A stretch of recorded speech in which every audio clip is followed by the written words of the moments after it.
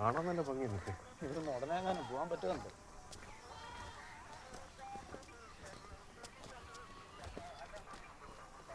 ചേട്ടാ 2 washing soap, 1 bathing soap. എത്രയായി? 30 രൂപ. നനയ്ക്കണ ഒരു സോപ്പ്, ഒരു ചെറിയ പേസ്റ്റ് എന്താ എത്രയായി? 20 രൂപ.